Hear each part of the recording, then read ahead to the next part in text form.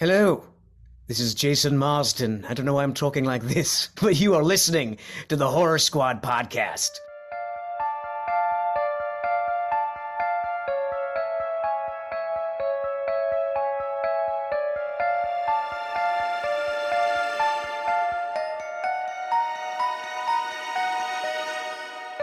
Hello, everyone, and welcome back to the Horror Squad podcast. This is episode number 300, where tonight we are going to be talking about the Haunted Mansion. Welcome, everyone. I know there's probably going to be a lot of new listeners coming in with our big event we just did this weekend in Salem. So thank you. Thank you for everyone for checking out the podcast.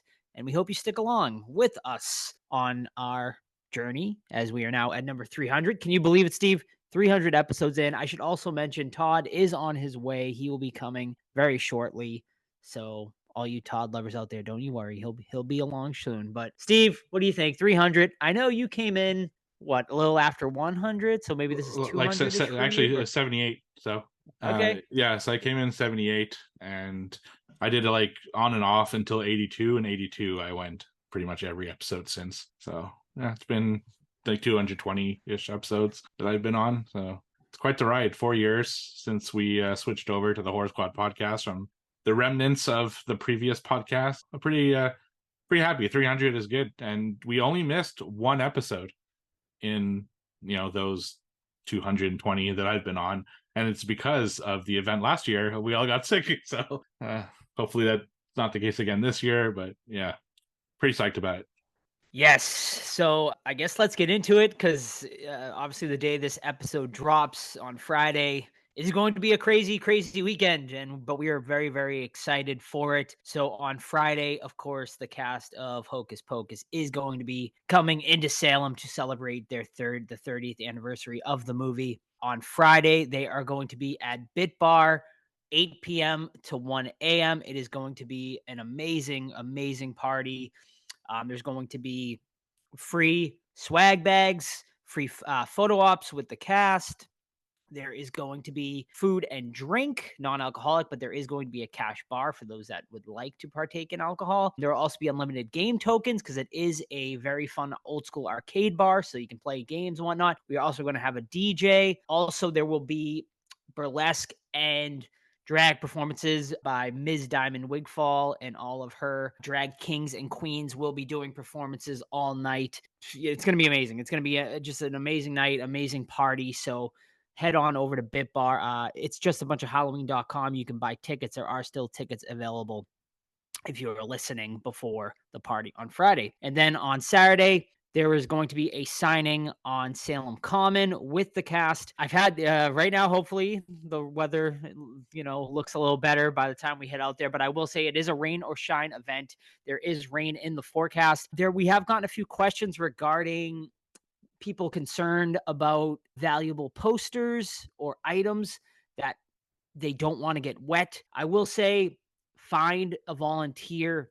You will still have to wait in line, but we will put it somewhere secure in the tent if you are concerned about something like that. So just find a volunteer, let them know, and they will bring your item into the tent for safekeeping while you wait in line. But hopefully the weather does hold out. But yeah, there's going to be photo ops, autographs. You can do solo autographs. You can do group autographs, group photo ops with the cast over on Salem Common. Like I said, the cast will be under a tent, but definitely prepare just in case. Keep an eye on the weather. Bring an umbrella, bring covers, whatever you might need to keep yourself dry before you go and want to look. Obviously, you want to look your best for the photo op. So try to stay dry before you get into that tent for the photo ops and the autographs. But the cast, super excited to meet everyone.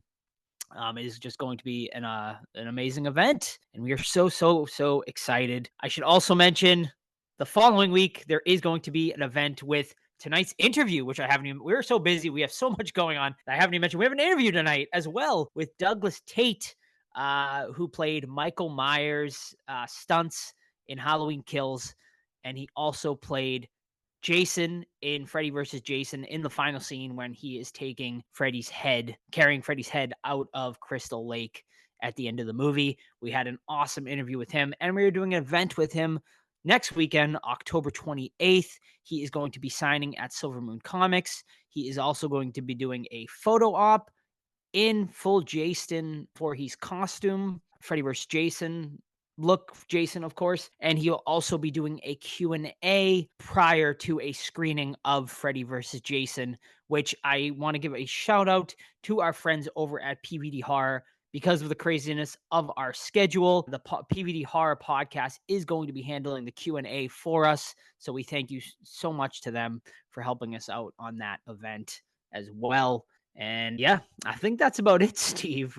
Just crazy October, but I wouldn't have it any other way. It's so much fun to do all these events, although exhausting. We do it for the listeners of this podcast, and we hope you can join us for any and all of those. We also are going to have a meetup coming up at Living Dead Weekend. That is going to be next year. So we'll give you guys more details of that once we get through October. But yeah, I think that's it. Did I get through everything, Steve? Is that everything? Yeah, everything on our end for sure. Just two things that I want to plug as well on the side here. It is the spooky season. So not only am I talking horror on this podcast as I do every week, but I'm also going to be talking horror on two other podcasts that you should check out. The first one is the podcast that Todd and I co-host with another host, Mondo, called the Let's XP Geek and Gaming Podcast. We have a Halloween episode coming out next week where we'll review two horror games, the Friday the 13th game and the Texas Chainsaw Massacre game. And all that episode as well, I'm going to talk about my thoughts on the Meg 2, The Trench, and Spirit Halloween. I've been watching so many spooky movies, I can't fit them all into what watch on this show. So if you want to hear my thoughts about Meg 2 and Spirit Halloween, check out the Let's XP Geek and Gaming podcast next week for that Halloween episode. And the other podcast that I also appeared on was the Don't Be Crazy podcast. That episode should release the same day as this one. And on that one, I'm going to talk about VHS 85, which is a new movie that just dropped on Shudder. We actually almost reviewed it on this podcast for our Halloween episode. We put it up to a vote, but it did not win. So if you want to hear about my thoughts, you will have to check them out on that podcast.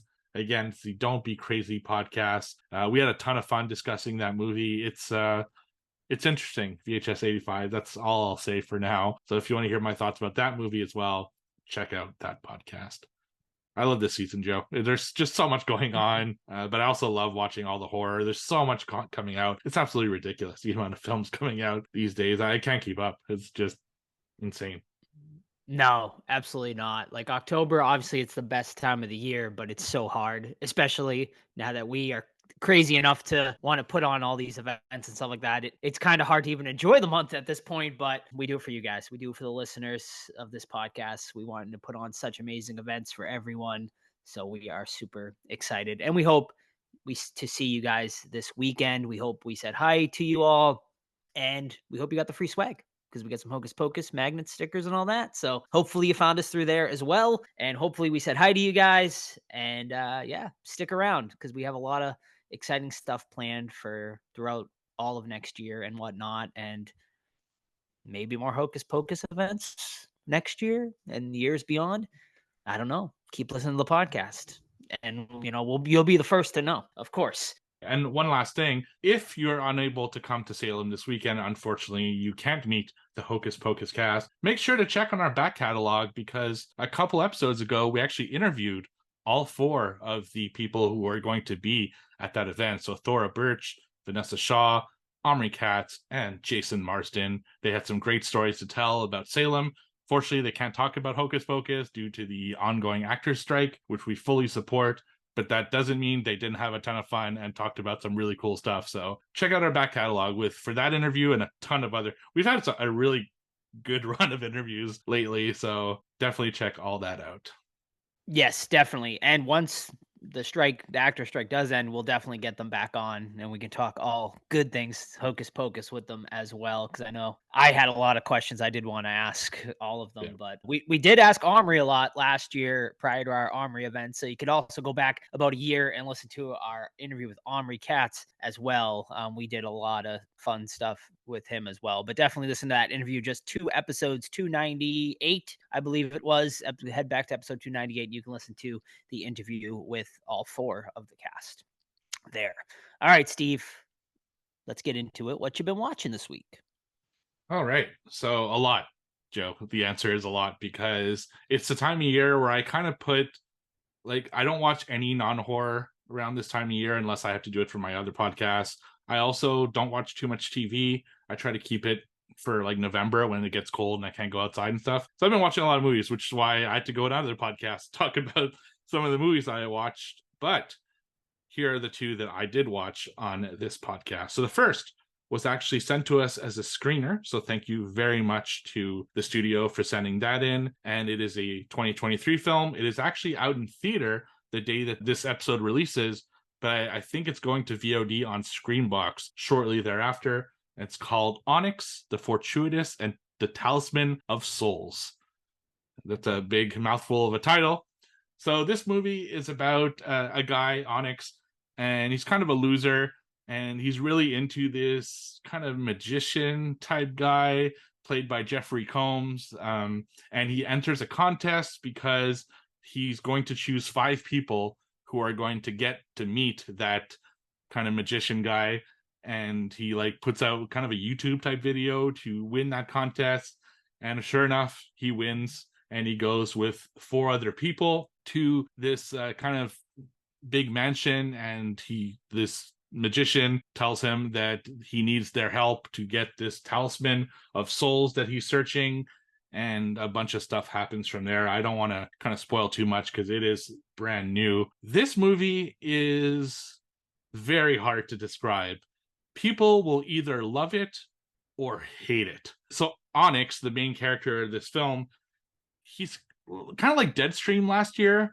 He's very specific, in how he does that performance. It's very irritating at the beginning of the movie where you're like, oh man, I can't spend another minute with this character. He's way too annoying.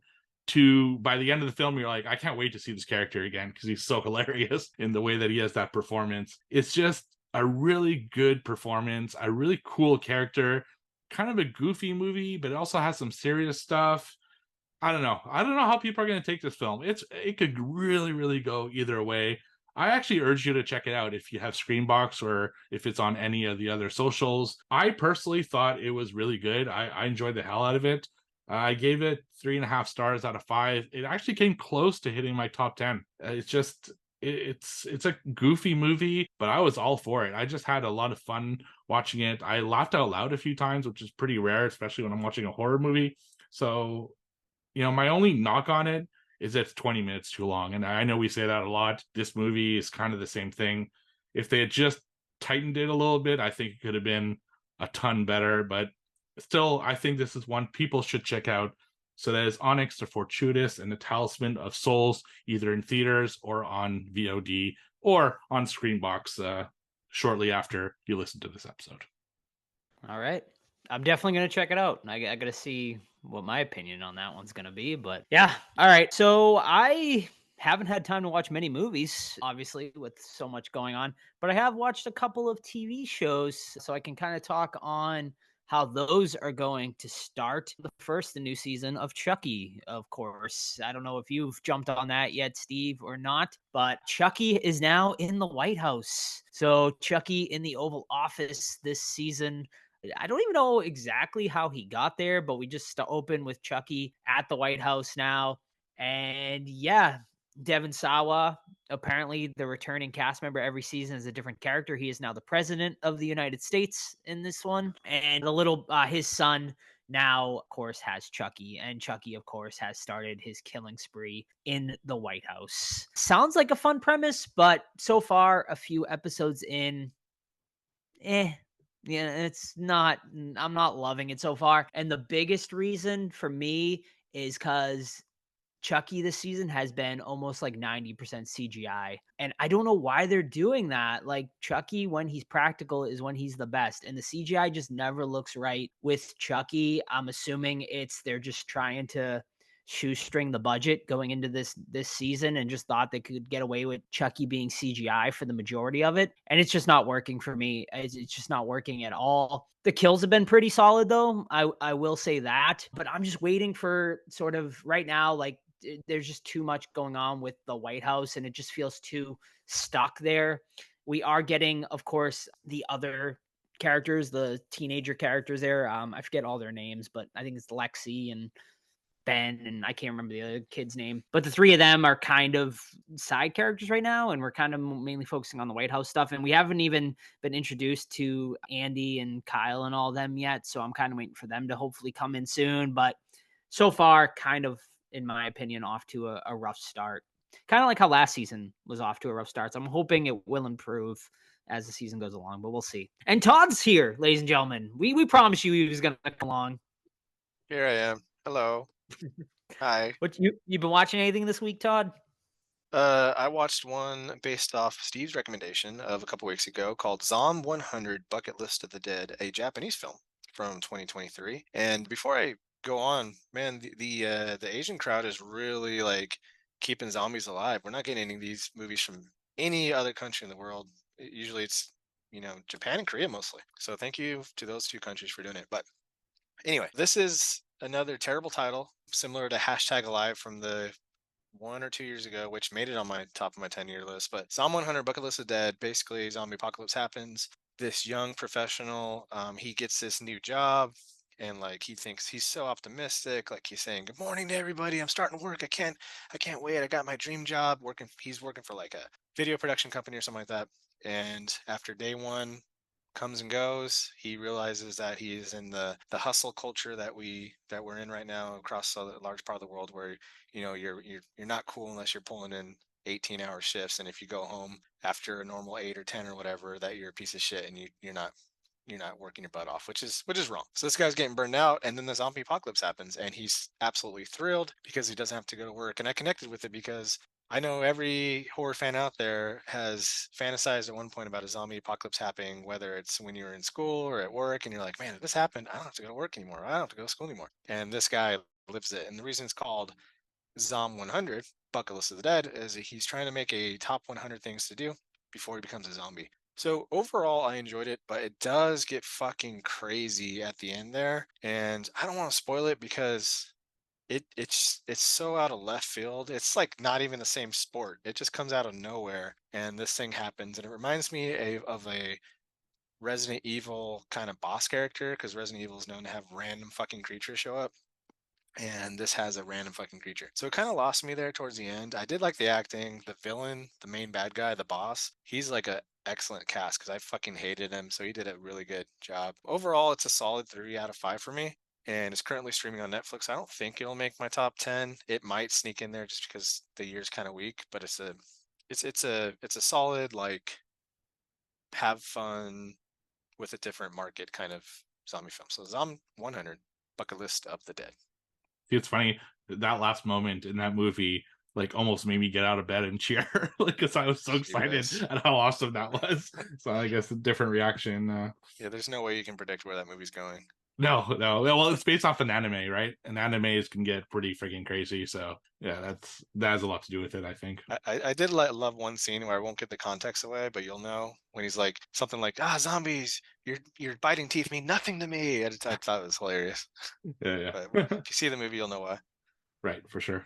So my last one this week is another 2023 film. I watched this one over on Shudder, and it's a Malaysian film by the name of Bloodflower. So this movie is about he's like a healer. He sees dead people, and so does his mom. And he's kind of being trained to heals people's, like, it's almost like an exorcist in a way. Like he's healing people who are being haunted by these ghosts and stuff like that. And his mom takes on a spirit that was a little bit too strong and unfortunately passes away. So it takes place a little bit later. He's struggling with his dad because his dad doesn't have like the gift or anything like that. And he's forced to watch this kind of neighbor's apartment that has a lot of weird shit in it. And one thing that he has is this blood flower, which is this crazy big flower that only blooms every 8 years. And he's like tasked to make sure that flower is taken care of. So the guy leaves, he goes on vacation or on business trip or whatever. And of course, the kid is like, well, I have the key to this apartment. He wants to show his new friends that, this blood flower because it's so kind of striking. So he steals the key from his dad, breaks into the apartment to go check out the stuff they have there. And they check out the flower, everything's cool. But then they see that there's this door that has 3 locks on it. And of course, kids being kids, they want to know what's behind the door. So they try to get in, they can't, but the door does eventually break open and it releases a spirit that kind of attacks a lot of people throughout the rest of the film. And I won't spoil too much more than that. This is kind of I feel 2 ways about this movie. The horror part of this movie, fantastic. There are so many different types of scares that this movie like brings at you. It's ridiculous. There are ghosts and demons and creatures, and it's fucking relentless. Like, it's just nonstop creepy imagery, a few jump scares, a few like foreboding scares. It's really well done. I really enjoyed the horror part of this story. I thought it was great, and I saw some stuff that I either haven't seen before or I haven't seen often. And that's probably because it's a cultural thing. Like, they see demons and ghosts differently than like the America does. So I enjoyed that part of it. But on the other side, the story really wasn't gripping me. It's like they found something to try to bring these things together, but it wasn't working out all like at all for me. And I really wasn't into it. So it's almost like I was waiting between scares to see what would happen next and not really interested in what was happening to the characters and all that stuff. Now, that could be a lost in translation thing. You know, I've talked about in the past, but so I speak French and English fluently. And when I see a French film, sometimes I look at the subtitles. I'm like, wow, that is not at all what they're saying right now. And I have a feeling that it's kind of the same thing here because it's Malaysian and the English translation just isn't any good. So that's possible that there is a solid story and it just wasn't translated well. But from what I saw, it just wasn't hitting me very well. So I would say check it out for the horror if you're into especially ghosts and demons and stuff like that. But maybe the story won't be as appealing like it was for me. I gave 3.5 stars out of 5 on Letterboxd. So that's Bloodflower over on Shudder. Sweet. My last one tonight, another TV series I decided to check out, streaming over on Disney Plus. Might as well keep it family friendly since we're doing Haunted Mansion tonight. And that is Goosebumps, new television series just premiered with our boy R.L. Stein. I didn't know what to expect going into this. I really didn't watch any trailers or anything like that. So I was kind of expecting it to be like the original TV series where it would be sort of anthology based. It is not anthology based, actually. It is a running TV series and I found that out quite quickly when I skipped over to like episode 2 and I was like, oh, the Haunted Mask, let me go watch that one.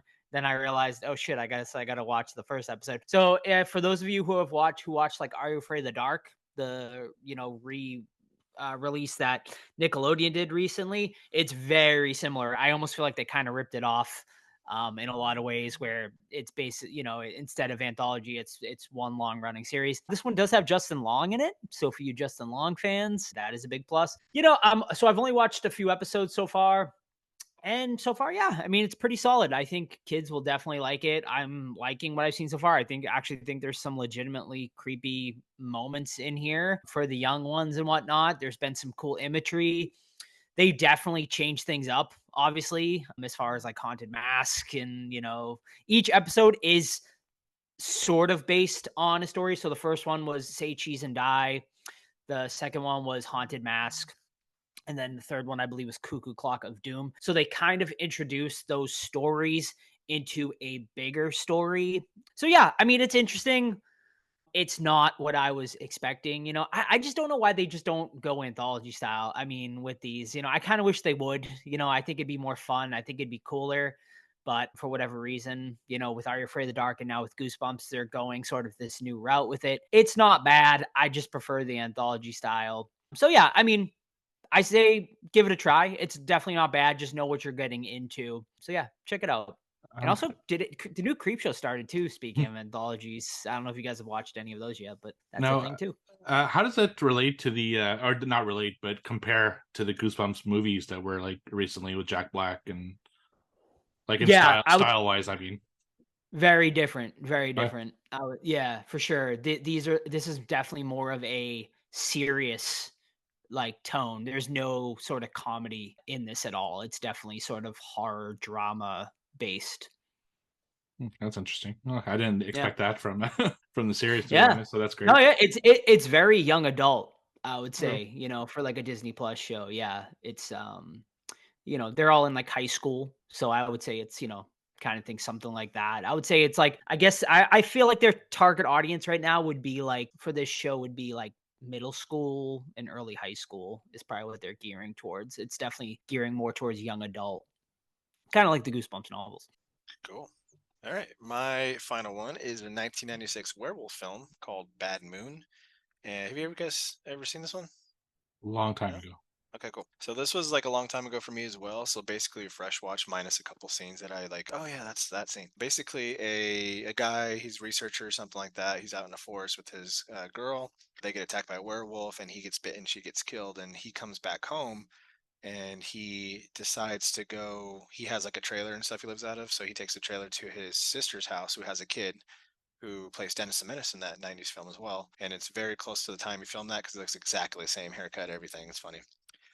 He's just not a little fucking asshole in this one. But yeah, he moves in there and like people are dying out in the woods, getting mauled to death. People think it's wolves, bears, something like that. And it turns out that this guy is a werewolf. And he thought he's tried everything. He's tried going to doctors, medicine doctors, witch doctors out in the woods, all this shit. And he's like, maybe if I'm with my family and I have their love or whatever, it'll help. It's a stupid fucking thought, but he was down on his luck and he decided to go move with his family. What I love about this film is, one, it's all practical, which is really cool. Like, yeah, you can tell it's a dude in a suit, but I'll have that any day over some piece of shit CG. There's some surprising gore in here, like heads get splattered, things like that. But the number one thing in this movie is a dog, German Shepherd named Thor. And he's fucking legit, man. Like, he fights this fucking werewolf. He's constantly like warning them about, like, hey, this fucking asshole, something's wrong with this guy. And he's like constantly trying to warn them, and no one listens to him. And they literally, him and the guy literally have like a pissing match for who's going to be the alpha of the family. It gets to the point where he goes outside and pees on the doghouse just to mark his territory. It's so fucking funny, but it's played so straight that I love it. So Bad Moon, I gave it 4 out of 5. It's over on Tubi, and I highly recommend it. Awesome. Trivia? Trivia it is. All right, so the judges spoke, aka Oh. Steve. And yeah, we're close enough that last week, Steve's going to stay with 3. I'm going to stay with 2. Joe's going to stay with 1 for quarter number 4. And that brings up week number 2. Who would like to lead off? I'll go. All right. So my first one this week is a Did You Know from IMDb. So I'm going to read a piece of trivia, quote, goofs and crazy credits, and see if you can guess the movie. All right. First one is trivia. Stephen King wrote the first draft of the script. When this fell through, he reworked it into Rose Red. Quotes. Eleanor, you have trouble with commitment. Theo, well, my boyfriend thinks so. My girlfriend doesn't. We could all live together, but they hate each other. Hold on, I know this. Would it be The Haunting? Correct. Haunting, 1999. Which Lovely. it's funny because Owen Wilson's in that, and he's almost the exact same character than he is in Haunted Mansion. So that's why I thought of it for the trivia this week. Wow. Nice. Wow. All right, I'll go next. All right. With this film, Jamie Lee Curtis surpassed Donna Pleasance as the actor with the most on-screen performances in the Halloween franchise. Is that true or false question? Wait, sorry, repeat that? Yeah. Yes. With this film, Okay. Jamie Lee Curtis surpassed Donald Pleasance as the actor with the most on-screen Halloween Kills. performances Halloween in Ends. the franchise. Halloween Kills. Todd got it. I should have just said true. Right. All right. 4 clues. And it's more horror adjacent. So in case you guys give me shit for it later. Clue number 1. A bunch of Englishmen. Ooh. Clue number 2. Older friends drinking together. Oh, wait. The World's End.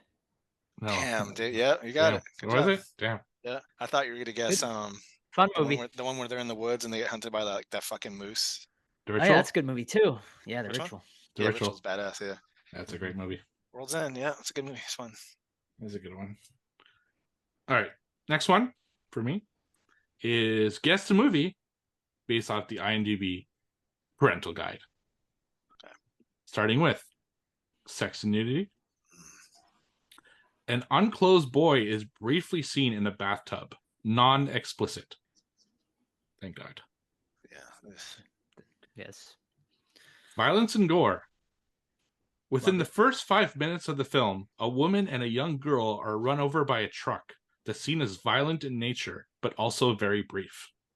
Oh, shoot. Profanity. Very mild. Although son of a bitch is used once. Hell and damn are also used a few times.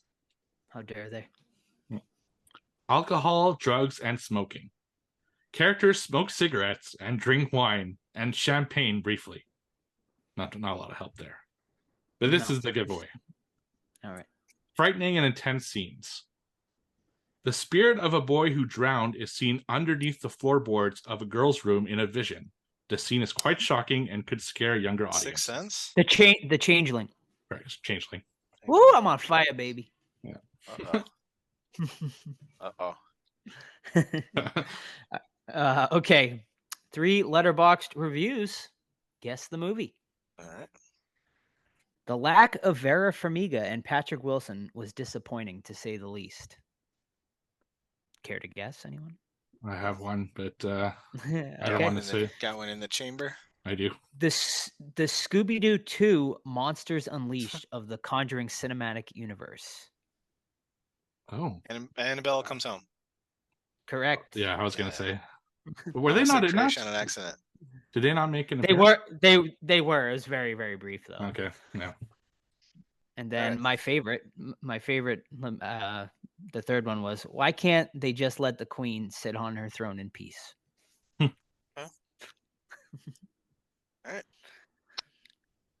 Name the subtitle for Wrong Turn, Part 6.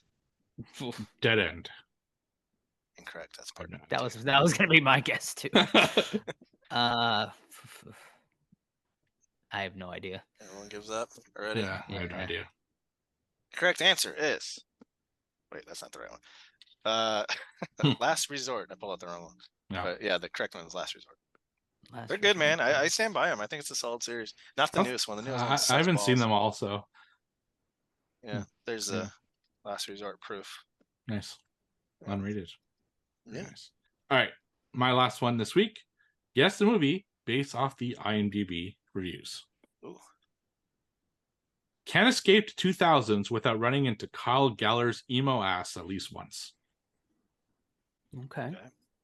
This is the kind of trashy horror film that has a Jesus tramp stamp. And truly, I'm not here to shame it. I can really be a fan of trashy horror. When it's fun and tries to make some kind of sense and doesn't pretend it's based on a true story, it bears essentially zero resemblance to. Isn't this technically a part of the Conjuring universe? The Haunting in Connecticut. Correct. Damn, he's Man, Joe on fire today. loading tonight. Woo! All right. Okay. Is it back to me? Yep. Yep. All right. Last one tonight. I will give you details on the movie. Vague details. Try to guess it. All right. Okay, this movie was released in 2003. It is rated R. Okay. Runtime, 1 hour and 37 minutes. Director, Long one. Ronnie Yu. Oh, it's a Freddy vs. Jason. Correct. Alrighty. 4 clues. We got 4 clues here. Clue number 1. A voyeur. Oh my. So our person is a voyeur. Clue number 2. Paul Verhoeven. Clue number 3, my favorite one. Ouch, that's my nipple. Hmm. Clue number 4, That sounds so familiar. my second favorite one. John Cena as You Can't See Me. For those listeners, I'm doing the fucking hand in front of the face thing. So we have a voyeur, Paul Verhoeven. Ouch, that's my nipple. And You Can't See Me. Hmm. Hmm. I'm drawing a You guys blank gotta on kick this one. yourselves for this one. Is it Probably.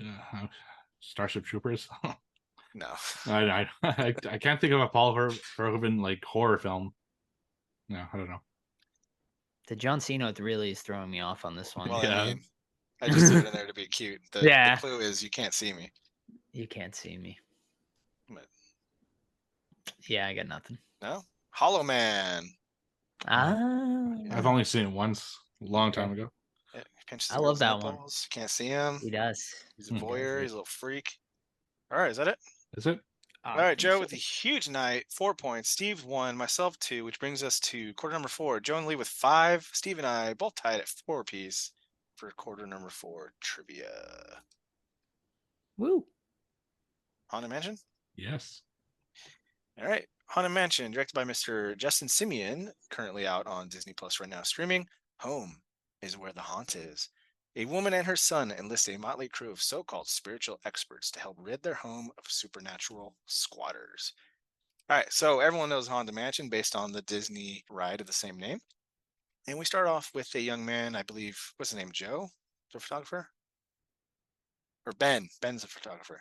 The main character. We start off the main character, and he's a nice young man. He's enthusiastic. He meets this girl he ends up falling in love with, getting married. Flash forward, and he's just now a totally different person. He lives in like kind of like a shithole. He doesn't like talking to anybody. He's not outgoing anymore. He used to be like a physicist. He used to be high in his field, and now he's just doing ghost tours or some kind of like fucking tours around New Orleans, and we don't know why.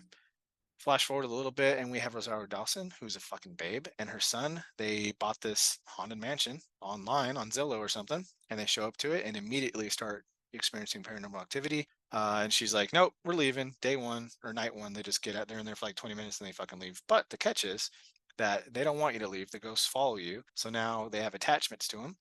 In come Owen Wilson, and he is a priest, and he goes to our lead character, who's a photographer, and turns out he develops something that can peer into the spirit realm and take pictures of spirits. So Owen Wilson's like, "I need your help." He gives him a pep talk, and he's like, "This girl's paying $2,000. Come over to the house and try to help her get rid of these ghosts."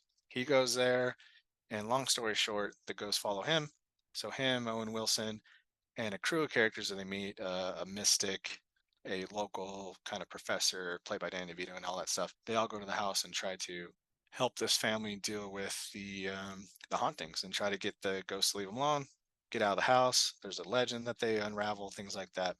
I absolutely love the set design in this.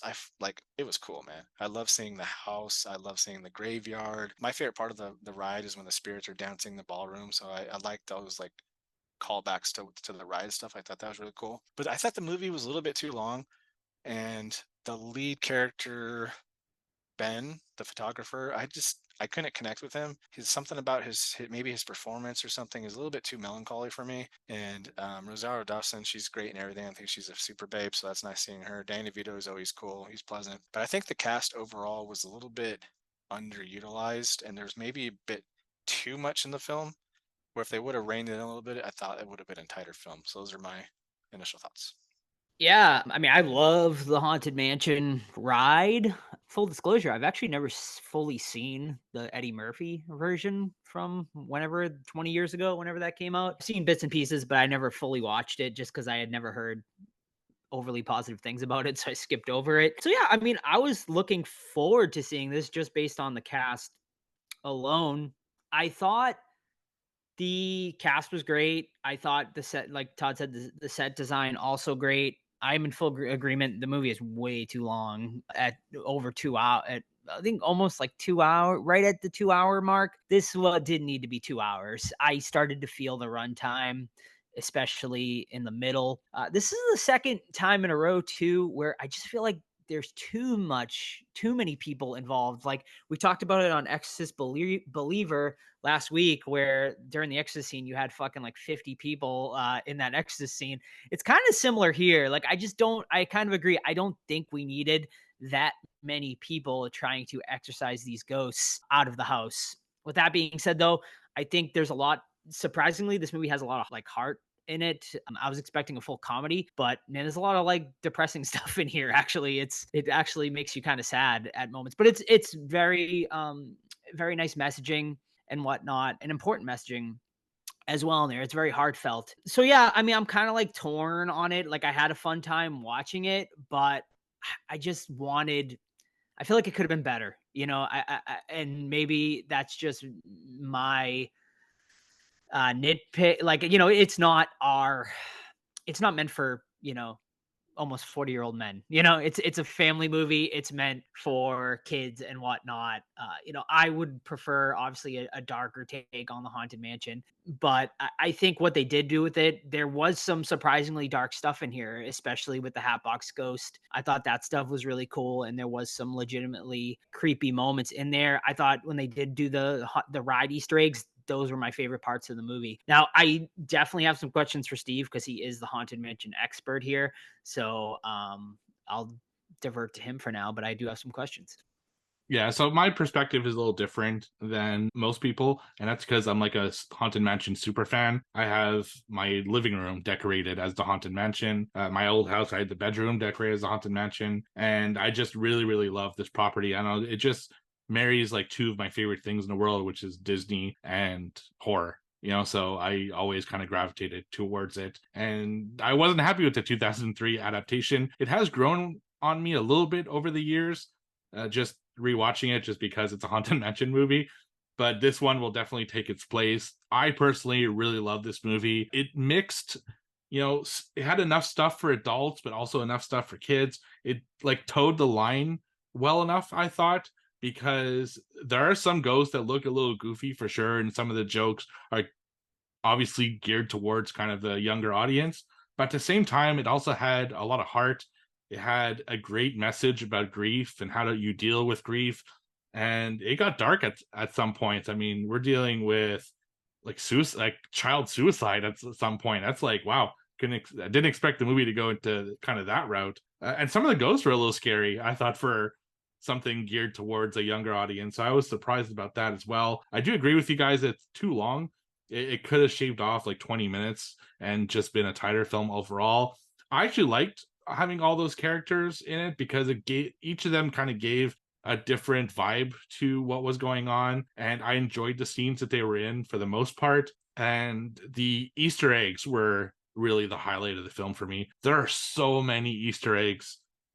It's like a 6-minute attraction. It's not like this big thing, right? And you're making a 2-hour movie, but the amount of things that they fit into this movie, both obvious Easter eggs and really subtle ones, was fantastic. They even have Easter eggs to other Disney properties, which I really liked. And one big shout out is the music. You know, the Haunted Mansion music, it's like basically a couple themes that you hear throughout the attraction. And they did such a good job of remixing basically like 3 songs to make the whole like score feel like it's different, but it's always had notes of the classic Haunted Mansion, which made it feel like the Haunted Mansion. And this is my second time watching it. I saw it in theaters when it first came out, and I love it. This is one that's going to be on an annual watch list for me around this time of year. I think it's the perfect kind of spooky season, not too horror, not too kiddie, like just right in the middle, and I really like that. So I thought it was great.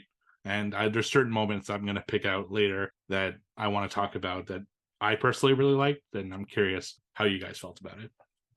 So my one question I guess I had, Steve, was it like a fact, or was this just made for the movie that like the Haunted Mansion is in New Orleans? Is that like a thing in the lore, or did they just do that for this movie? So Haunted Mansion is in New Orleans Square at Disney.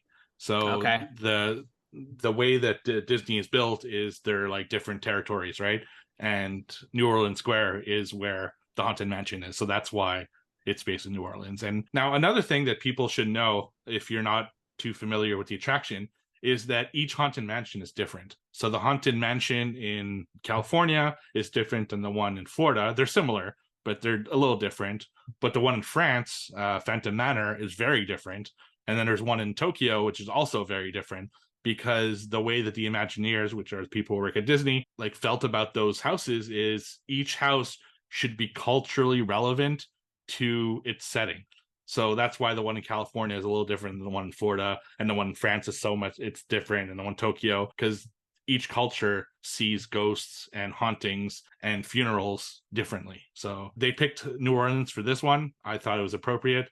It's a great city. It's one that celebrates their dead, which I really like. They kind of showcase that early in the movie, where they show that, you know, in New Orleans, they don't mourn their dead so much as celebrate their life and kind of have parties around death, because it should be something celebrated. So I enjoyed it for that. Where do you get your knowledge for Haunted Mansion and Disney in general, Steve? Books, podcast, Uh, combination? I mean, it started with just the attraction itself, but then I've read a ton of books, like making of stories about how they made certain decisions. It's got an interesting kind of history.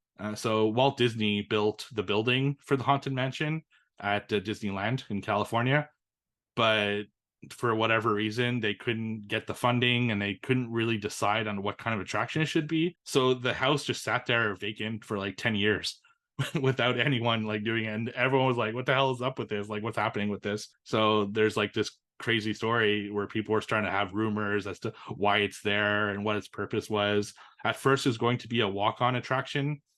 And then when they decided to do kind of the dark ride buggy attraction that they settled on, one person wanted to be scary, one person wanted to be goofy, so they kind of married the two. Like, there's a lot of history to the Haunted Mansion that is pretty interesting, and there's so many details that are overlooked by so many people, and that's what I love about it. They do these little references that are just fantastic once you start getting into the lore. Like, for a 6-minute ride, it's got so much lore, and it's kind of crazy for that.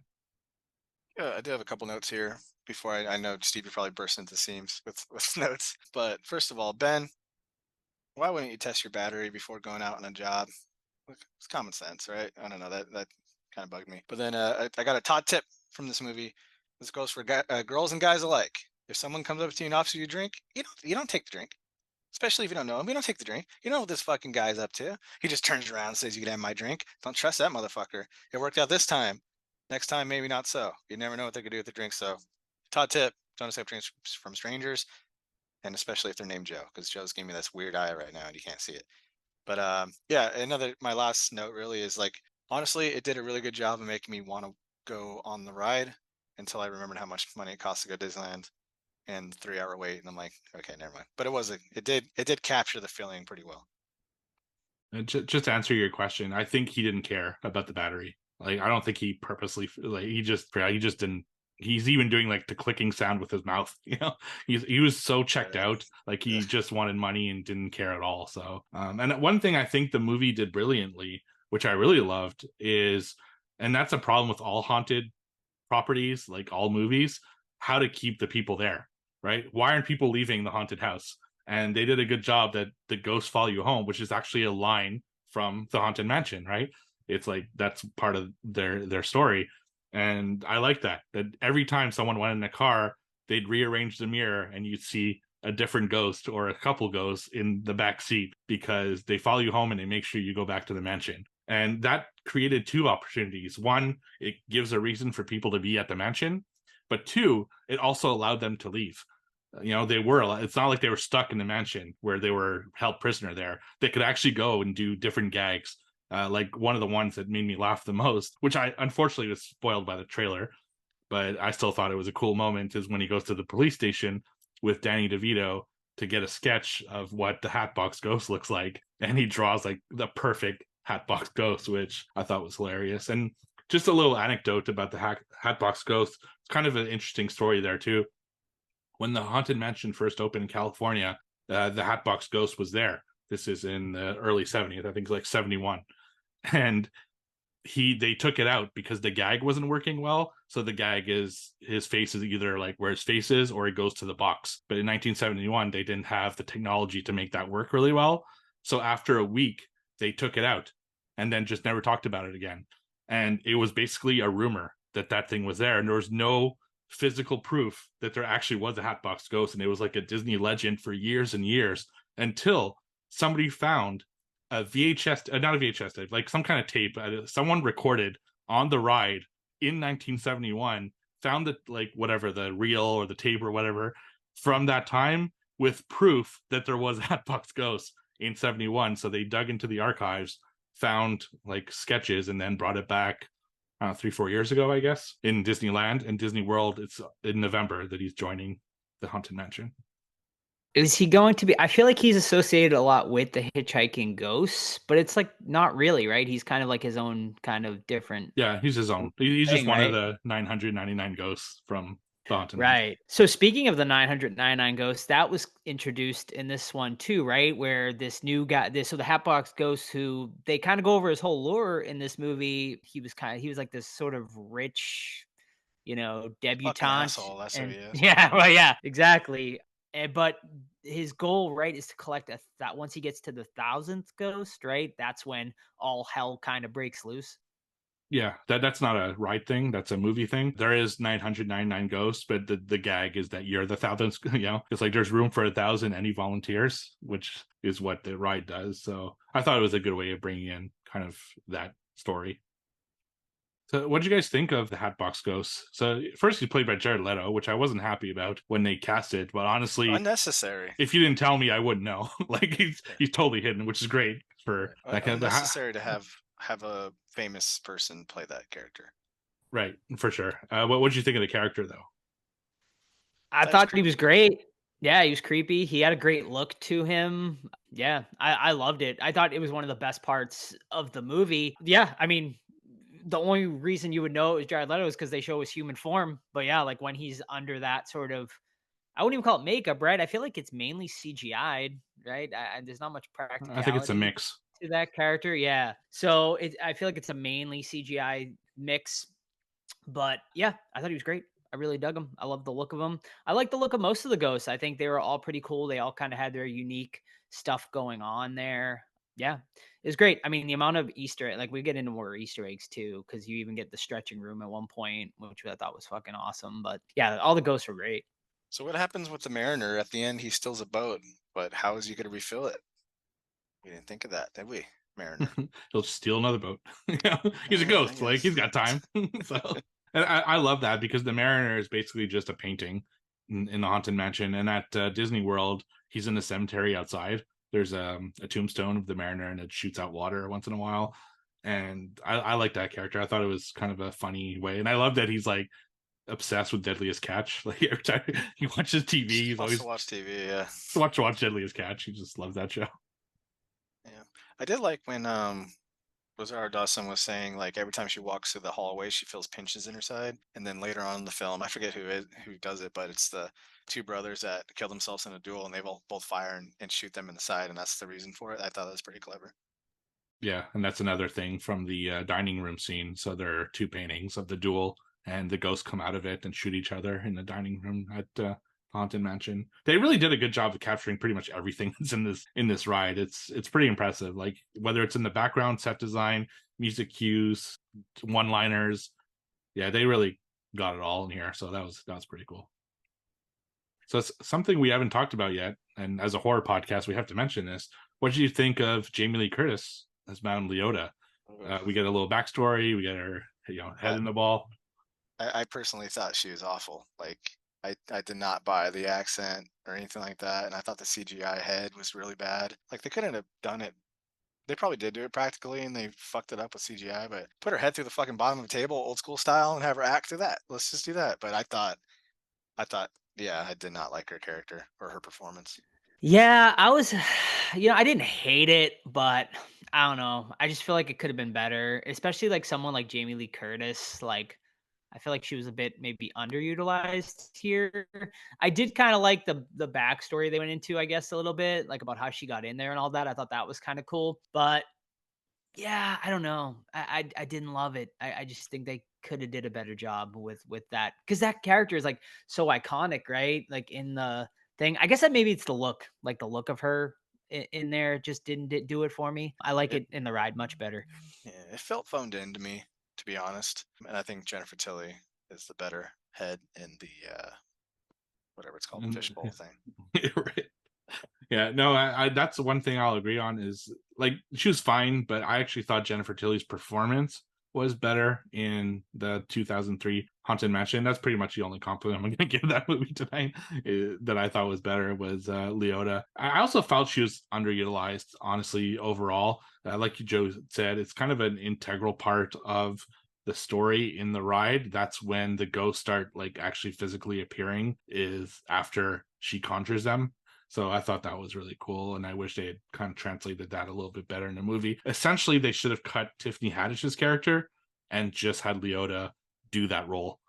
in my Who's opinion. Tiffany Haddish, the medium? She's the the medium. I Okay. think it was an unneeded character, and they should have just given Leota kind of that role. Someone finds the ball, they put it in. That's how they get kind of that medium stuff into it. So Let me flip it around a little bit. Joe, I mean, Steve, you're the Disney lover, and you can tell you're passionate about this. What is your favorite ghost and why?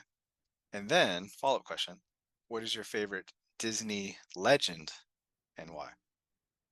okay, favorite ghost in this? You mean in the movie? Yes. Yeah. So I know it's dumb. So obviously the hitchhiking ghost is so iconic because that's like such a big part of the ride. I have a ton of merch from the hitchhiking ghost, so that was cool to see. But the one that made me laugh both times I watched it is the Mummy, because Owen Wilson specifically points it out as being too creepy and it's like messing his vibe. Can you turn around real quick? Yeah. I do my speech. Of course, the Mummy is in the cemetery scene at the Haunted Mansion, so it's also like an actual character from the movie. So that's probably the one that I don't know. I just really like that scene and when they did that. As far as Disney legend, that's a loaded question. There are a lot of Disney legends. I like the fact that a lot of people think the Haunted Mansion is like actually haunted in real life, and there might be some truth to that because they have so many people who dump ashes at the Haunted Mansion that there's a sign to tell you not to, which is pretty crazy when you think about it. So I think there's some truth to the Haunted Mansion being haunted. Can I say mine? Yeah. The Mummy was awesome, but I've always enjoyed the Gravedigger and his dog. I've always enjoyed those, and I love that they had an appearance in this. Favorite Disney legend, of course, though. The best legend is that Walt is frozen somewhere Just his under head Disney frozen property. somewhere. It could be just his head. It could be his whole body. We don't really know, but he's definitely frozen. And then, is it true about the underground tunnels of Disney? That's got to be true, right? Yeah, that's 100%. That is So right. Yeah. that's actually Disney World, not Disneyland. Disney Okay. World is actually on the second story. So they built their entire facility and then built the park on top of it, so that characters and cast members can move without being seen by the public. Because if you see, for example, Haunted Mansion, right? So they have people in these like kind of green suits that greet you into the Haunted Mansion. Well, you don't want to see that costume in near Pirates of the Caribbean because it takes you out of the illusion. So they have to go underground so that no one sees them go into other lands in their costumes. So that's why, but part of the reason why it's all like essentially for stuff. Yeah. Follow-up question: have these tunnels expanded into the other parks, like Animal Kingdom, and like do they all do they No, all connect, or is it just Disney World? It's just Disney World, it's only or Magic Magic Kingdom. Kingdom, I should say. Magic Kingdom, Yeah, yeah. it's only Magic Kingdom that has an underground section. I think maybe Epcot has part of it, but Mm. full park, yeah, it's only Magic Kingdom that has that. It's while it's more Roy Disney than Walt Disney that did that, because Walt Disney died before Magic Kingdom opened. But yeah, that's definitely true. And just to address also your other one with the dog and the keeper, my issue with that, and it's a little bit of a nitpick, is that in the attraction he's real, he's not a ghost. And I thought that would have been a funny opportunity to have like a guy who's just absolutely terrified because all these ghosts are out all of a sudden, and his dog that's also terrified, which they kind of also do in the 2003 version. I thought that would have been a funnier moment than just have him a ghost, because then he just kind of blended in with the rest. So what do you guys think of the, I guess, more emotional side of this? So the story is that the main guy, the photographer, Ben, he lost his wife, and part of the reason that he does ghost tours and that he was using the camera was because he wanted to find evidence of his wife. And I think that's also part of why he wanted to go to the Haunted Mansion more. There was the money, of course, but also just to maybe find evidence of his wife, and how bummed out he is when the medium tells him that his wife is not there. And then you also have a little kid, which is Rosario Dawson's kid in the movie, who says that he's talking to his dad, and it never occurs to anyone that his dad is dead until the end, when the Hatbox Ghost tries to trick him to think the dad wants him to join him in the spirit world, and tries to make him commit suicide to be the 1000th ghost. Were you guys surprised by that theory? Did you like that kind of storyline? Yeah, I mean, I liked it. I liked all of sort of the both, really. I mean, like you said earlier, Steve, like I'm surprised they kind of went like that dark, dealing with sort of childhood grief and potentially suicide, especially for like a Disney movie. I feel like they try to veer away from stuff like that. But with this being PG-13 and Haunted Mansion, I guess they felt like they could sort of push the envelope a little bit and do, and kind of touch on some of those darker subjects. I thought it was great. I thought the whole story with Lakeith Stanfield, I mean, who's a fantastic actor, obviously, in general. I enjoy him in everything he's been in. But I really liked his arc, being, really down in the dumps after he loses his wife, and then kind of his sort of progression, and then also coming together with the child, and then both dealing with massive grief with the dad being dead and his wife dying, and just kind of merging together and saying it will get better. I think that's an important message, especially for children that are going to be watching this movie who might be feeling that way. So I thought that was great. I thought that was great messaging, and it works so well with the theme of this movie, Haunted Mansion. I felt it was a bit unnecessary, to be honest, with the kid stuff. I would have preferred that Ben would have been like the sacrifice, what was we were led to believe. Because from a kid's point of view, man, like especially little kids, as a parent, you don't want them fucking asking these questions because it just leads into sad territory. Like if you're asking like your dad if he's gonna die and shit like that, it's just not cool. So part of me is like, that's not necessary. And I really like the kid in this. He did a fantastic job. And he's lovable, he's cool, he's playing with the toys and shit like that. And I felt like Ben should have been like, he had his wife, he lost her, now he's a piece of shit. Maybe that's a strong term, but now he's not like the greatest person. And he takes this as an opportunity to sacrifice himself for the greater good, and I think they should have left out the kid aspect of it, which I'm honestly surprised Disney would even take that route because they're play it safe most of the time. So this is actually a different kind of feel for them. Yeah, I love the way it all comes together with something that they telegraphed super early in the movie and that no one paid attention to, probably, where when Owen Wilson first goes to recruit Ben's character, he comes in with a cat. And he's like, "Oh, I thought this was your cat." He's like, "No, he's just hanging out the front porch." So, Owen Wilson just kind of throws it back outside. And then at the very end of the movie, when he goes back to his house, the cat is there, and he's like, he actually pays attention to the cat because I guess he's like a newer man and he actually like looks into things now, and he knows the cat's name is Tater Tot, which had a big connection to his wife, essentially saying that was kind of his wife's way to let him know that she's still there in spirit. I thought that was a really touching way to What, end this movie. what if the cat's name was like Ass Eater? That would have been Yeah. hilarious. Sam bald, I think, when that had Sam Did cried a she? few times in this movie. Yeah. So It's a tearjerker, dude. it is. It's definitely a tearjerker, which I was surprised about. I was expecting sort of a lighthearted. Going into this, I was expecting sort of like the Eddie Murphy version, although I did not watch it in its entirety. I was expecting sort of a lighthearted, goofy thing, but I think they did a good job of really changing it up. Obviously, I mean, Guillermo del Toro originally had this whole idea for a super dark version of Haunted Mansion, which I would love to see one day, but I don't think we ever will see it. But I thought they did a good job of being Disney, but also being able to go into realms that Disney doesn't typically go into.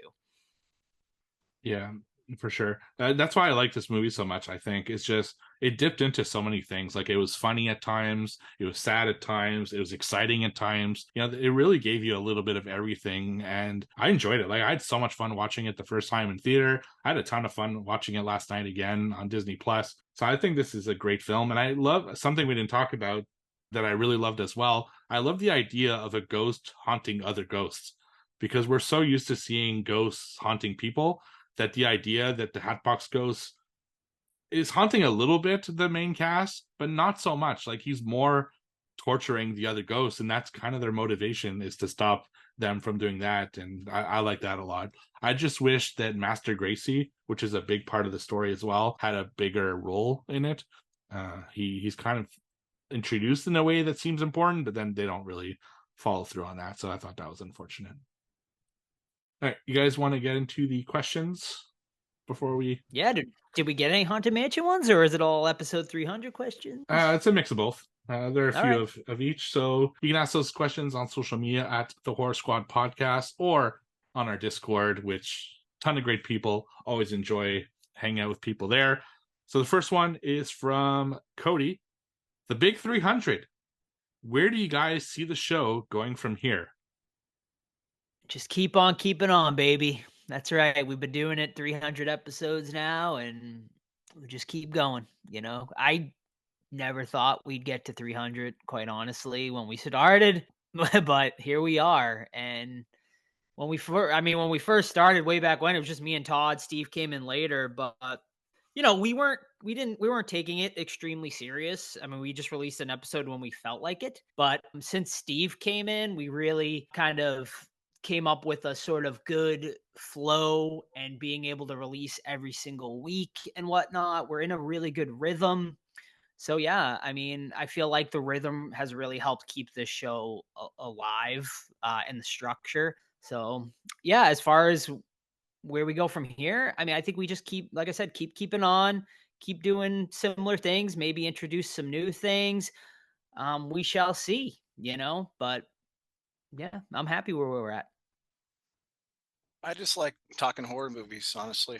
That's all I really care about with the show. Not and that I don't mean that in a negative way. I'm just here to talk about horror movies because I don't get that in my normal everyday life. So to be able to talk about just fucking movies that I like, even whether I like them or not, talking about horror movies is just fun. And I've always liked doing that. And this is a good medium to do that because I'm not like a social media person. So like, it's a struggle to do that for myself. So like this is pretty much my only avenue to talk about that stuff besides like a couple of my friends that are local. So talking horror movies, I'm there. Yeah, to answer his question, like where does the show go from here? Like I said, I don't think there will be any major changes. We kind of like the flow it is, but we do change things from time to time. Whether people notice it or not, we change the structure, we add some things, we remove some things. As time gets, like at first when we were doing trivia, we just ask regular trivia questions, and then we started bringing in like new categories, and now we have so many different categories that it doesn't seem like stale anymore. Like if I feel something stale, I just don't use it for weeks, and then by the way, it comes back. So yeah, it's just like a steady flow. I know one thing personally that I want to maybe start doing more of that we've done a little bit lately because of the actor strike, especially, is interviewing people that are still within the horror realm, but that have kind of different experiences or point of views. Like we've been doing a lot of actors, directors, producers, stuff like that. And that's great. And we're going to keep doing that for sure.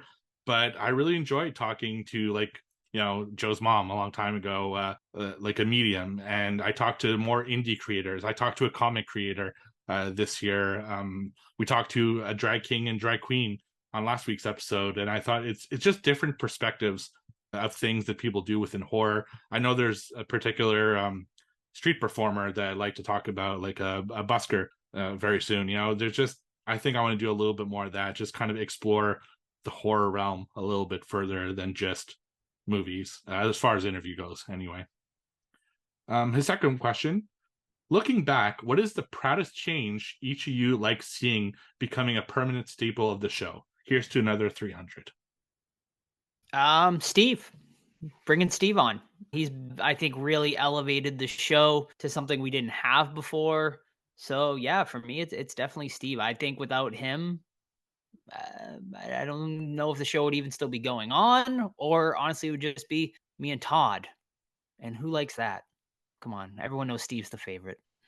Steve is not only the resident Disney expert, but also the sex appeal. So when we lose that, we lose everything. And for the fans out there that don't see any video, we actually do this completely nude.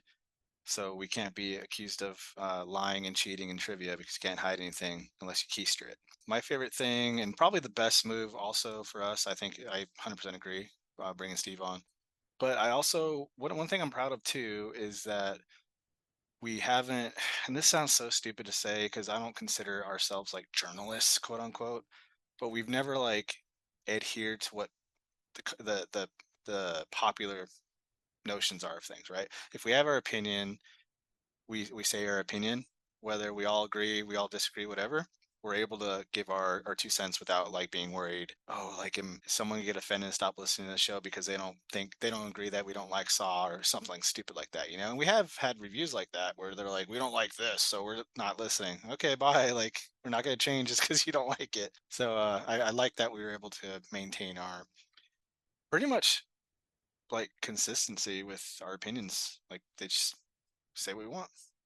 Yeah, I mean, I'm always sometimes like we try to be we try to be respectful, you know what I mean? Especially when we have directors and writers on, but we never are going to like lie about if we don't like a movie, we're going to tell it the way it is, you know what I mean? So I do agree with that. I'm glad we haven't sort of, you know, sold out, I guess, and been like, "Oh yeah, that movie was great because they gave us a screener." Yeah. Yeah, that's something I think that's really important to me as well, our authenticity and integrity when it comes to reviewing films. Like, sure, if it's like a super low budget indie film, I'm going to be a little kinder with my words. I will give my honest opinion, but I'll try to give a few positives as well, just to kind of, I know how hard it is to make a film. Like, there's talent in any film that's made, really. There's a lot of work put in that people don't see. So, but I'll never lie either. If I feel a certain way about a film, I'm definitely going to let everyone know. As far as his question, proudest change that became permanent staple of the show for me is starting a Discord. I know it's not technically part of like the episode, but I thought that was a fun thing because it's a direct way to talk to listeners, and I have so much fun in there, and it just helps everything. Like when you put out an episode, like before a Discord, I'd put out an episode and I don't know if people like it, hate it. There's no one to bounce ideas off of, and you're kind of in your own echo chamber. And Discord has really helped us kind of bounce off ideas and ask honest questions sometimes and get real life feedback about what we're doing. So I really liked that part of it. Next question are from Scott. Congrats on 300. Steve, you mentioned before that there were a lot of things in this movie that were Easter eggs from the ride. As someone who hasn't been to Disney in 15 or so years, I feel I missed out on those. What were some of your favorites? So some of my favorites, I really like that they integrated the Doom Buggy somehow in this. When the chair becomes possessed and kind of kicks them out of the house. I thought that was like a clever way to introduce the Doom Buggy in a way that was kind of fun, but they didn't overuse. I'm glad they didn't use it throughout the whole film. I thought it was especially funny when Danny DeVito's character got pulled into the buggy and then like almost killed in the street. I thought that was a kind of hilarious moment, but also scary because I thought he was dead. I was like, wow, that's a really short cameo by DeVito. And there are just these little cues. One of them that's not even a Haunted Mansion thing. So they go to the Hatbox Ghost, like the guy Crump, which was the guy who became the Hatbox Ghost, to his mansion, and they used the Disney World Haunted Mansion as opposed to the Disneyland one, which is where the Haunted Mansion in the movie takes place. And in there, you have Dan Levy and Winona Ryder who make cameos. And at one point, Dan Levy's playing the piano, and he's playing "It's a Small World" after all. And kind of an in joke of how bad people hate that song, and he's kind of like torturing his guests. So I thought that was a funny little Easter egg. But this movie is just chock full of them. There's so many little moments. I was like that pointing meme, with Leo DiCaprio from Once Upon a Time in Hollywood, where I kept pointing at the screen, like, look, that's that, from the ride. So I really enjoyed it, but there are a ton. So his next question: now that there are 300 episodes in there, are there any things you wish you knew sooner? Ooh, wow, that's a reflection question. God. No, I have no, I don't think so. I have no regrets really. It's been a progression, and that's kind of how you learn. Yeah, you can't have good stuff without getting past the cringy stuff first. So, Right. whatever. Mm-hmm. Yeah, there's like editing tricks that I wish I could tell my younger, my younger self and stuff like that. The way I used to do it when I first started was just a fucking super painful process. I also hated when we were using whatever last platform we were using before Zoom. Zoom is so much easier to edit and to record and everything like that. So I love that about it. But other than that, there's not too much. Like, yeah, it's like a work in progress at all times. We're learning a little bit, and a lot of times it comes from feedback. like we say which platform on our What Watch because it helps people find those movies. You know, we used to not do that. We used to just say the movie and that's it. Same thing, we started putting our letterbox scores as opposed to, you know, the 10 that we had before. So it's just feedback goes a long way. So if you ever had feedback, we're all ears and we'll learn from them. Next question. What are some of your favorite memories from the last 300 episodes? Excited for 300 more. So what are some of your favorite memories from the 300 episodes we've done? I love Joe's mom. Honestly, that's one of my favorite memories. It's been about 2.5, 3 years, something going on. But yeah, that was a great episode. I love that. I love talking to her. She's just fucking cool as hell. And then of course the Omri event was fucking cool too, man. Being on stage at a theater, sold out crowd, talking to an actor, and that was pretty cool. And you guys are gonna do it next week, so yeah, that was fun. Yeah, I mean, being able to do events is awesome. Like this podcast obviously affords us to be able to put on fun type events. Being able to talk to directors and actors that I grew up watching, you know, I never thought I would have that opportunity. And it really, sometimes I gotta pinch myself to be like, wow, like I'm really talking to, you know, like Tony Todd right now, or I'm talking to the cast of Hocus Pocus that literally I was a child watching them, like in amazement watching that movie and absolutely loving it. And now I'm able to interview them for the podcast. So stuff like that, it really is like the special moments for me personally. Yeah, for sure. Getting to talk to people that we'd never had the chance to talk to otherwise, like it's absolutely hazy just to think of some of the names that we interviewed at this point, you know, and gotten to talk to them, and some of them were so freaking cool and it was great. But definitely for me, some of my greatest memories is meeting everyone associated with this podcast, whether people on Discord. You know, I met a lot in Texas, I met some in California, I met some in Salem, but meeting you guys in person finally because of this podcast is probably the absolute highlight. Unfortunately, I haven't seen Todd since, but we will see each other in Pittsburgh next year. Joe, I got to see quite a bit. We went to Disney and Universal together. We went to Texas together. Going to see him like the day this episode releases. I'll be with Joe. So yeah, it's been amazing for that, and just to make kind of lifelong friends through this process. Yeah. One thing too is, like Steve said, starting the Discord and being able to be more interactive with our listeners, I think has been really awesome as well. And being able to meet some of them, being able to go out to lunch with them in Texas last year. Me and Steve were able to do that. That was really awesome to kind of just hang out with them and talk horror and stuff, and kind of see the friendships that have bonded just from people listening to this podcast. You know, people that have met through the podcast and have become friends. I think that's amazing. And it just is a testament to how awesome the horror community is in general.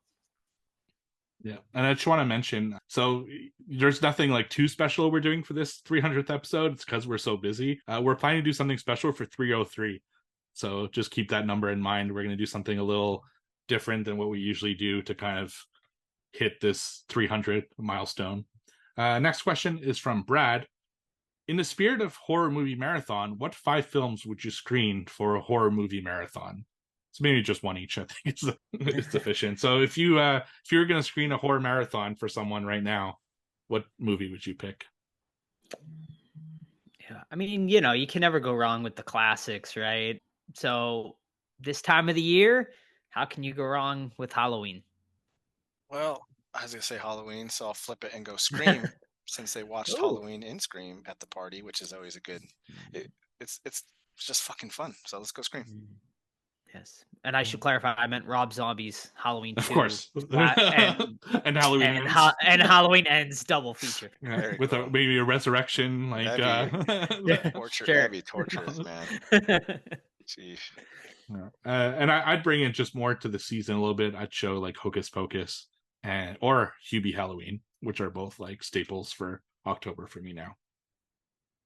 And our final series of questions, they come to us from Phil's Fan 330. Sorry, he did send this a couple weeks ago, but he sent it right after we had cut the time off, so we had recorded already. In terms of iconic horror movie characters, I would assume most people would have a combination of Freddy, Jason, Michael Myers, Leatherface. Is there any character from the last 20, 30 years that you can see cracking the list? Ghostface, Jigsaw, Art the Clown? Obviously, yeah, I was gonna say all 3 of those I think are great. Art the Clown right now obviously is the sort of the new icon, it seems. People have really been going crazy about him. But I would say, as far as longevity, I think Ghostface is definitely sort of the one that I think sticks out the most. Yeah, it time will tell if art stands the test of time, honestly. Because I mean, there's a lot of buzz just about how gross they are, and they are cool movies, but I don't know if they're going to be cultural icons like the ones that you just mentioned. So we'll see. But yeah, I agree with Scream. Yeah, for sure. And is it time that we start talking about? So this is complicated. So Jigsaw slash Billy the Puppet. So Billy the Puppet's not doing anything other than being creepy, but John Kramer, I don't know, like, but he's not. He's also not in a mask or something like crazy recognizable. But after 10 films, he's got to be put in the conversation at this point, right? Yeah, I think so. I mean, I think you have to put Billy the Puppet, I guess, as kind of that is like the sort of iconic image from those movies. So I guess if you're gonna, I guess you can associate it with John Kramer, right? Because he kind of created Billy the Puppet and whatnot. So if you're gonna throw Saw in there at all, I guess you got to go Billy the Puppet. Yeah. And the final question this week, still from Phil's Fan 330. Also, Mount Rushmore of scariest scenes put to film. Very subjective, but the nun scene in the Warrens' home in Conjuring 2 is maybe the most terrified I've ever been in the theater. So what about like scary scenes? What's the Mount Rushmore of that? I mean, the one that immediately comes to my mind is Reagan turning her reverse head in The Exorcist. Stop stealing my fucking things, Joe. Shoot. I don't know, man. That Conjuring 2 scene is fucking really good. Let's put Patrick Wilson in Insidious where the fucking face is right behind him. That's a really cool, effective scene. Yeah, that's a good one as well. Yeah, and the Conjuring 2 one is my favorite like horror scene ever. Basically, it's the way it's telegraphed, the way it's just that whole scene is so fucking perfect. It's amazing. Well, I'll go with that as well. So thank you everyone for the questions. Could not do this segment without you. And now, how about we we rate the Haunted Mansion? Oh, I From forgot the we top, haven't or done we'll that do it yet. again. I thought we already rated it. I'll start us off. Yeah, I mean, I think it's a solid movie, right? I think it's a great family fun night watch. I think it's great to watch, obviously, around this time of the year in October. Is it something I'm gonna add though to my every October rotation? No, I don't think it is, unfortunately. Just because it's a little too long, and it just, as much as I love Haunted Mansion, I just feel like there was just a little bit missing for me personally. I still think it's a solid movie though. I'm at a 3 out of 5 on it. Alrighty. I was bored a little bit with this film, and I think they left a lot on the drawing board and tried to put way too much in this. I think if you cut the cast down, cut the runtime down, and make it more focused, I think you have a better film here. And I did like it. I did have a good time with it when I was engaged. But overall, I think it was a miss. I don't think I'll watch it again. So it's a 2.5 out of 5. So average film. And for me, no surprise, I thought it was amazing. I had a lot of fun watching it. It's one I will put on my Halloween list every year. It's one I'm going to put in my background in my Haunted Mansion room as well. You know, whenever people come over and just to showcase that room. So I don't think it's a perfect film. Like I said, too long. I gave it a 4 out of 5 on Letterboxd. Very, very solid film. Maybe we'll make my top 10. Maybe not. I'm not sure yet. But I enjoyed it thoroughly, and a way better Haunted Mansion film than we got in 2003. So I'm happy that this exists. I was gonna ask about that. Is this like eligible for a top 10? Because it's not really horror, but I mean, we've done There's Are we gonna do ghosts the, and are we gonna do the demons Ghostbuster and argument again? it is. Yes, this is the Ghostbuster argument once again. No, I mean, of course you do your. I mean, I feel like we all had Hubie Halloween yeah, like a couple years ago. yeah, we did. I think so. Yeah, I mean, yeah, it's horror. it's horror. spooky. Yeah, I mean, it's kids horror, right, or family horror. But yeah, so a good gateway. Yeah, absolutely. I mean, the bride's terrifying in this. So Yeah, that her actually, she alone. is. Yeah. So Yeah, there's I agreed. think this fits into the top 10 conversation. Excellent. All right, gentlemen, I think that is going to be it for this week's episode. Next week, Steve, what are we doing? Next week is our Halloween spooktacular episode. We actually just put it up to a vote. We're doing 2 movies this year, one new, one a little older, and the ones that won were A24's 2023 film, Talk to Me, and Art the Clown's first appearance, All Hallows Eve. So that's what we're going to do next week on our episode. All right, awesome. So stick around for that, our annual Halloween spooktacular episode next week. Very exciting episode for that. So get ready, folks. In the meantime, you can keep up with the podcast, Facebook, Twitter, Instagram, Threads, anything else. Just search the Horror Squad podcast. You can also email us anytime, the Horror Squad podcast at gmail.com. But of course, the absolute best way to keep up with the podcast is our Discord, completely free to join. An amazing community over there, tons of channels to peruse through. We have a movie club every month as well through there. Maybe Todd will bring the book club back eventually. We also got a fantasy football league. We got a whole bunch of stuff over there. It's crazy. It's amazing. So come and join the amazing community on our Discord. Just send us a DM through any of our socials or send us an email, and we will get you a link to join that Discord completely free.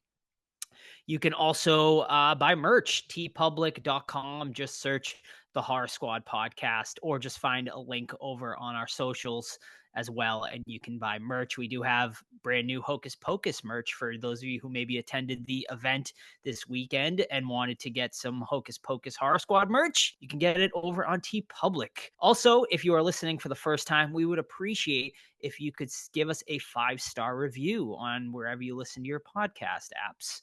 That would help the podcast tremendously. And I think that's about it. Don't forget, we do have an interview immediately following this with actor Douglas Tait, best known for playing Michael Myers stunt work in Halloween Kills, and also playing Jason Voorhees in Freddy versus Jason at the end scene, carrying Freddy's head out of the water.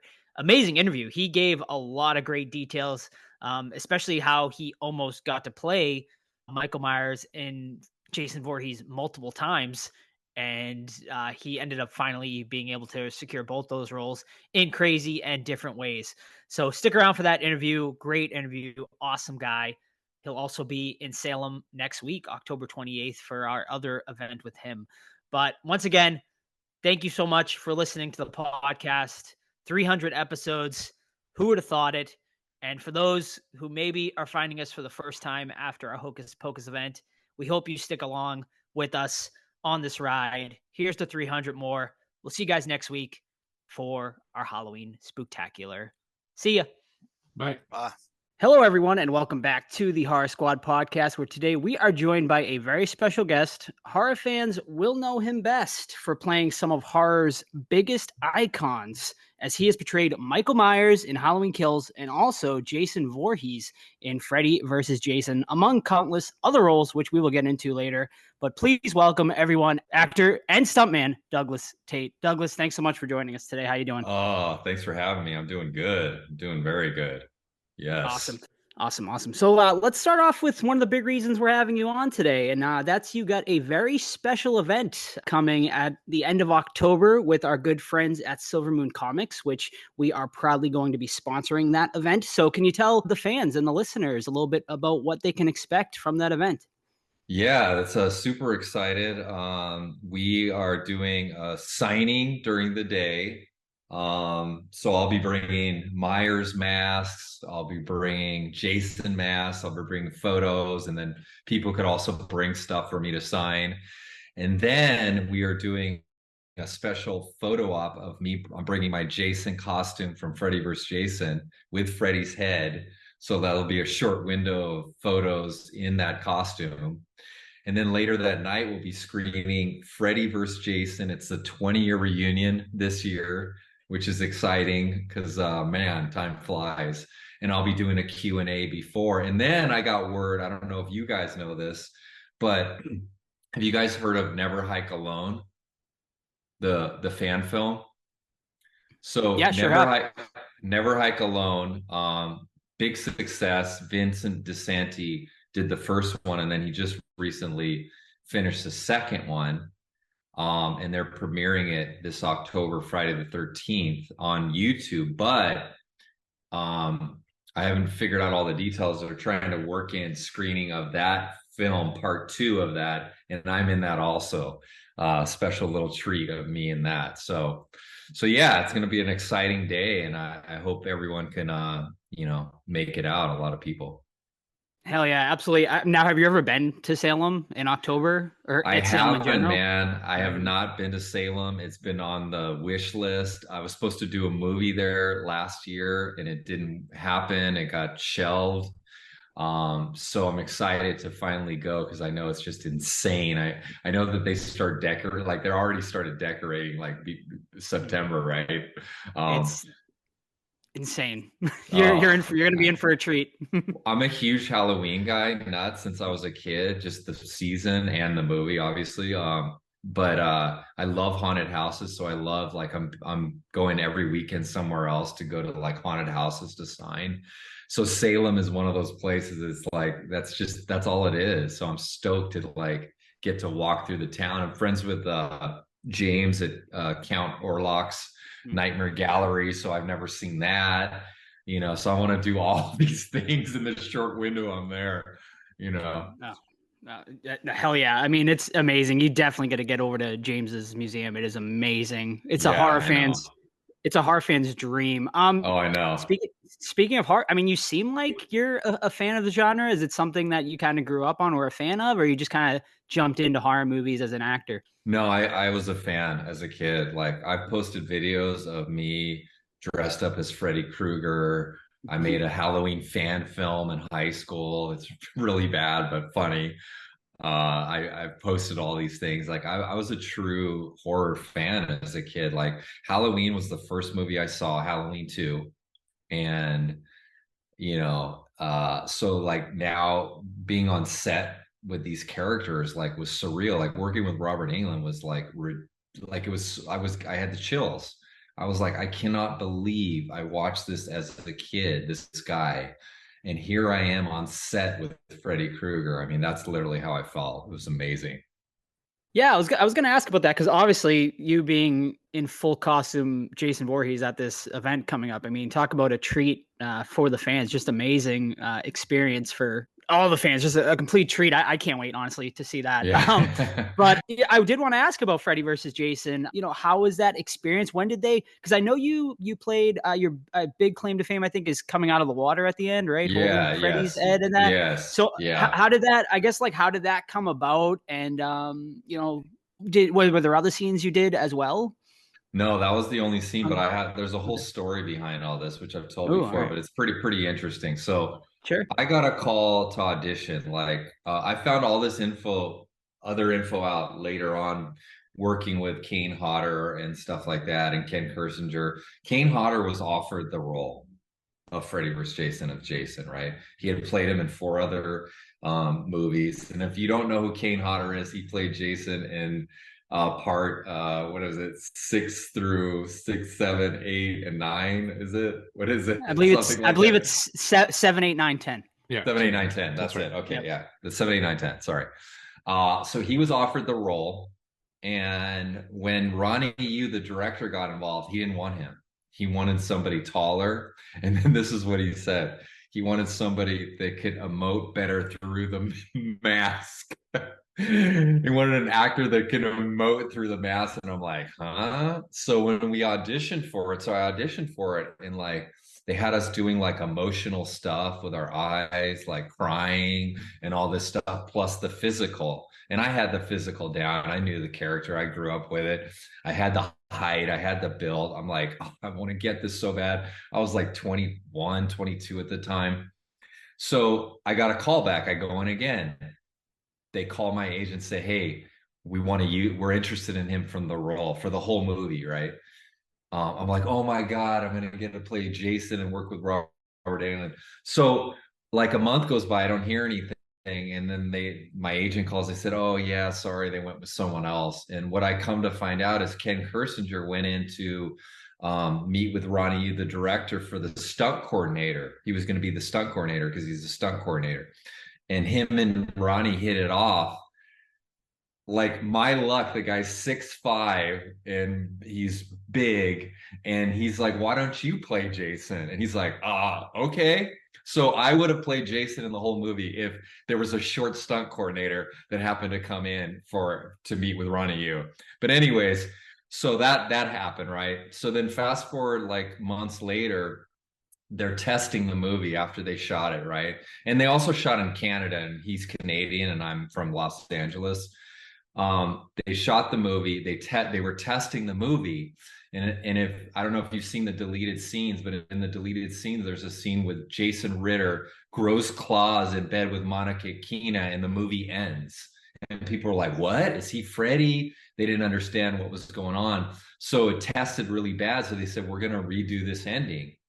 And when they redid the ending, they were shooting in LA, and I was the second choice. They couldn't get Ken's visa in time to play the character because they were already considering me. So that's kind of how it all went down, you know. Yeah, very Yeah. cool, very interesting. So was Robert on set like that day when you were? I mean, because Yeah. I assumed it was just like a CGI sort of.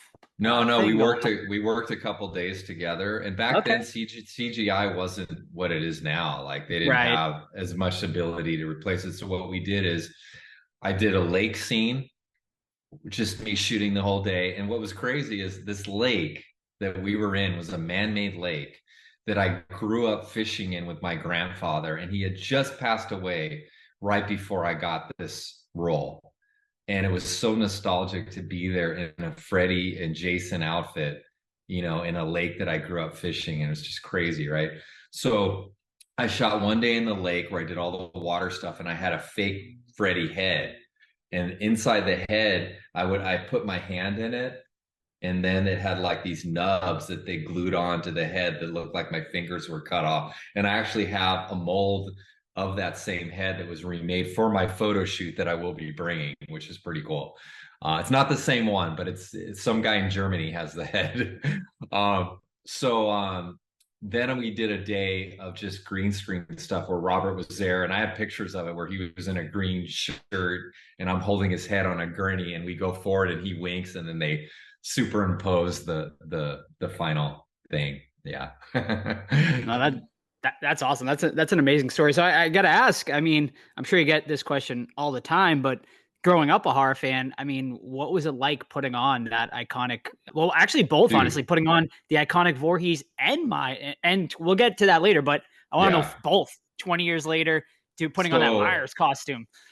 dude, so I mean, putting on the Jason thing, it was surreal, totally surreal. Working with Robert Ing is surreal. Like when I talk about it, I get the chills because I think about it. Going on to Myers, there's a whole other story on that too that I'll get into.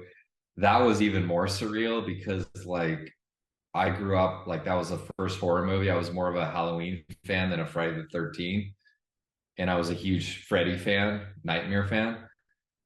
So working with him was just incredible. But the Halloween was just that was my thing, man. I mean, it was like first horror movie I saw, the music, the mask takes place on Halloween night, my favorite holiday.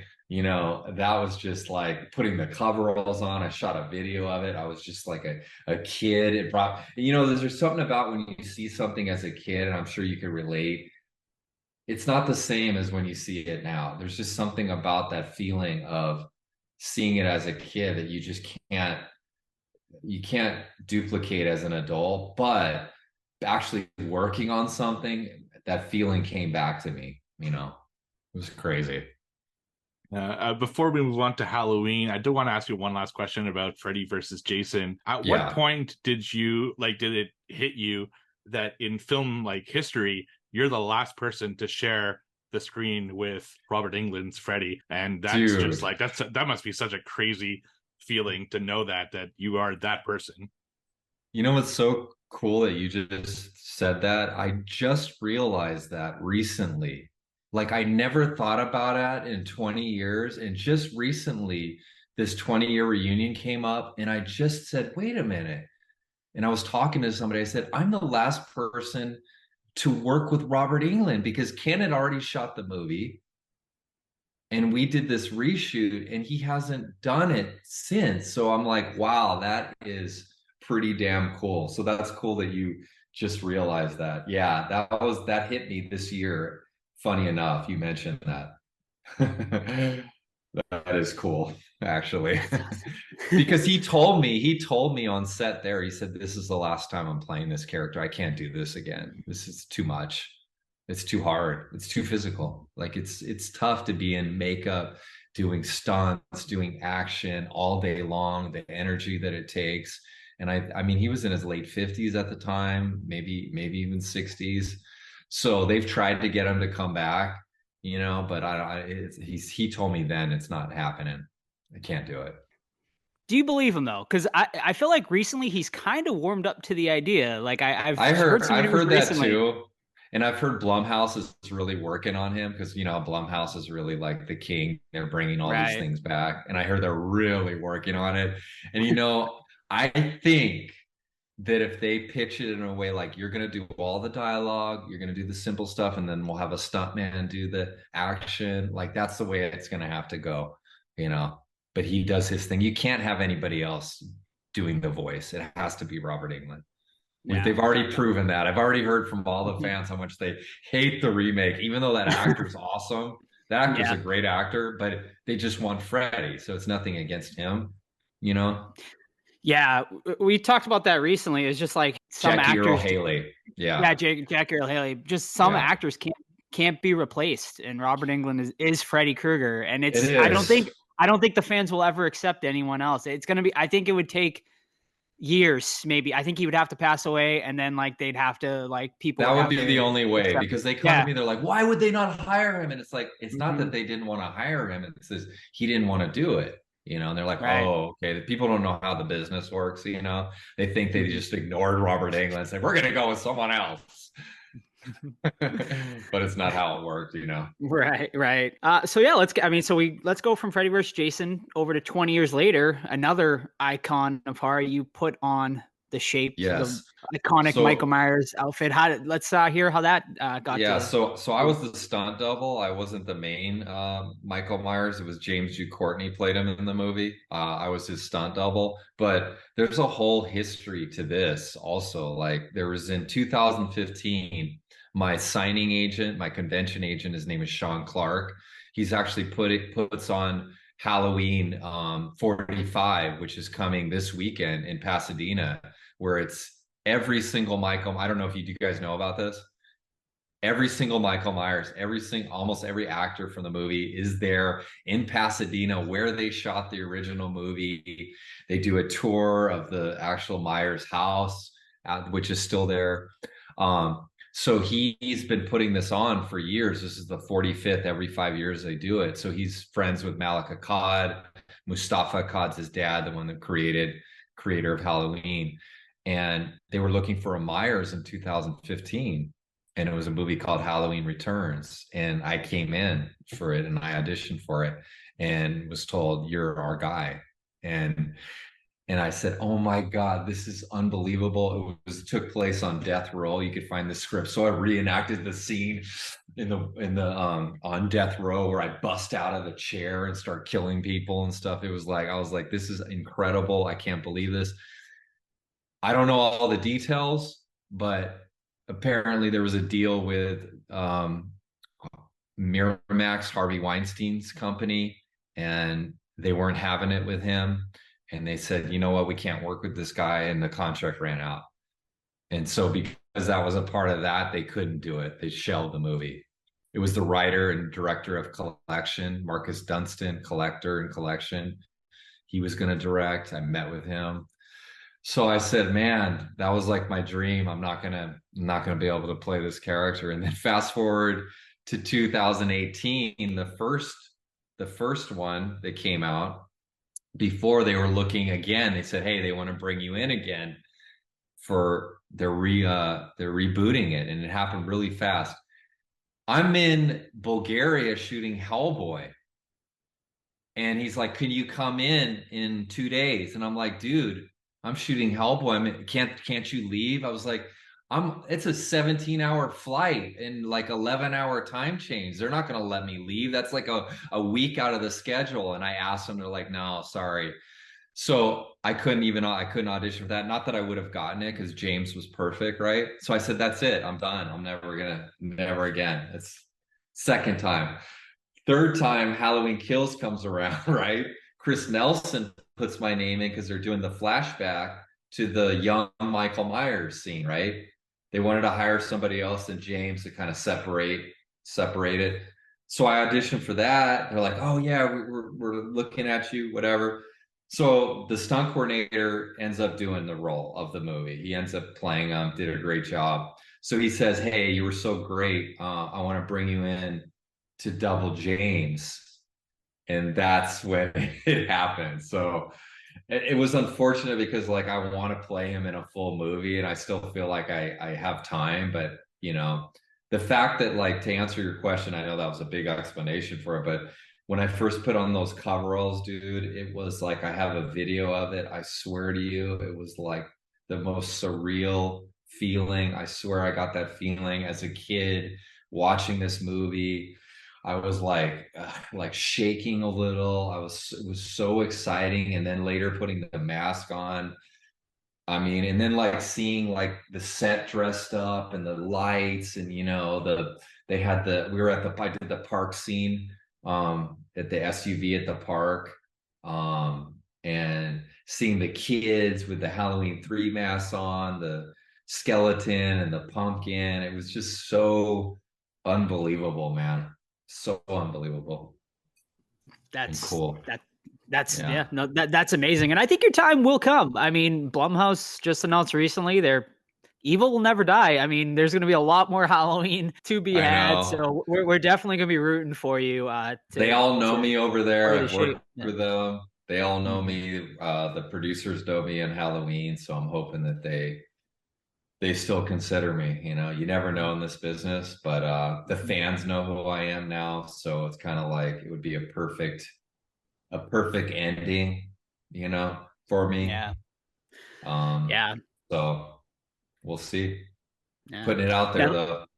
Absolutely. Yeah. We'll put out a call. Now the listeners will kill me if I didn't ask this, but did you have any scenes with Jamie Lee and how was she to work with if you did? No, unfortunately, No. that Okay. scene at the park, there's no scenes with her, but I did get to work with Marion, the nurse in Halloween Yeah. 2. So I got to talk to her, and that was the first one I saw. So it was pretty cool to talk to her, and she's actually married to the director of Halloween 2. So Oh. I told her that was my favorite because it's the first one I saw. So that was cool. But it would have been nice to work with Jamie, but she's such a movie star, especially now, won the Yeah. Academy Award, that I don't know like how engaging she is. You know, it's hard to like go up to people like that and just start, you know, going off on a conversation. They're kind of a lot of times to themselves. But unfortunately, I didn't get to work with her. Okay. So, doing stunt work, I'm sure can be just an absolute grueling experience. Yeah. And you've been in the business for what, 20 years, 30 years? 30 years, yeah. 30 years, yeah. Yeah. Looking back, I guess, on your career, is it something that, do you have any regrets, I guess? Because I'm sure your body's taken a beating from it. I'm actually not, I don't consider myself a stunt man. Like I've done very Okay. few stunt stuff. I started as an actor and mainly acted. The stunt stuff only came from characters that I played. And the only Okay. reason they hired me for the stunts on Halloween is because they already knew me from, you know, being up for the role. If it was a regular movie where they said, "Hey, we want you to double this guy," I wouldn't have done it. The fact that it was Halloween, I was like, "I'm doing it no matter what." So I've never considered myself a stuntman. There's a lot of stuff that I wouldn't be comfortable with. The stunts mainly that I've done is like fights with characters that I've been playing. So my body really hasn't taken a beating. It's been more physical roles than actual stunt stuff because I don't consider myself a professional stuntman. I've gotten by, but man, those guys like to do fire, they do high falls. Like I could never do that stuff. No way. Yeah. too much. Yeah. Yeah. Now, I was going through your IMDb the other day before this interview, and one thing that really jumped out at me is that you played the werewolf in Annabelle Comes Home, which I thought was a super interesting character in that film. So, can Yeah. you talk a little bit about that experience? Yeah, that was incredible to me because I'm such a huge fan of James Wan and the whole Conjuring universe. I think those films are so well done and so scary. Um, and getting to be on set with him, even though he wasn't the director of the movie, he came in and helped out and gave ideas. Um, that was super cool because what happened was is I was up for play the Swamp Thing. It was between me and one other guy, and I didn't end up getting it. But the producer said we loved you. It was you were right there. It was just it could have gone either way, but we're gonna work together. And like literally a few months later, he calls me for Annabelle, and it was a cool character because originally it was supposed to just be a puppet, but James Wan said, I need a guy in a suit, man, because they were just going to show it in a window. And they did a little of that, but he's like, I need to see more of that. So when I was there shooting, we shot a lot more than you see on film. It's kind of like was in the dark and stuff, but he had me doing all stuff through smoke and everything. But it was an incredible experience because that team is awesome. Those guys are so cool and James is so amazing. And there's been talk of a spin-off of the werewolf. So I'm hoping that that happens because it's a really cool character. I think would be good. Yeah, just Yeah, make sure that that you stay away from the stunt coordinator and that you lock him up somewhere because Right. apparently he keeps taking your good Yeah. jobs. Yeah. I know exactly. Exactly. Yeah. How many times does that happen, man? Right. Real. Seriously. Now- I gotta, yeah. yeah. Now, with all these iconic roles, it's afforded you the opportunity to do a lot of conventions and horror conventions, including this event we're going to be having coming up at the end of October. How has the convention scene been for you? Have you enjoyed it? And do you have a favorite fan interaction story? Dude, the conventions has been one of the greatest things ever. I love it. I love talking to fans. I love that energy that you get from them. It feels so good. And honestly, they're the reason I'm doing movies because without them, without them buying the movie and going and seeing it, we wouldn't be there. So to get to meet with them, build my fan base, it's very rewarding. A specific interaction, it's hard to say, but I just love the fact that like October, I'm so busy. It's crazy. And like I said, I'm such a huge haunted house fan that I'm getting to go all over these different states to these haunted houses that I would never see, these mom pop that are amazing. Because in LA here, it's like Halloween Horror Nights, Universal, Not Scary Farm, which are cool and great. But like these are like, there's something about these mom pop that are so cool. The whole town comes out.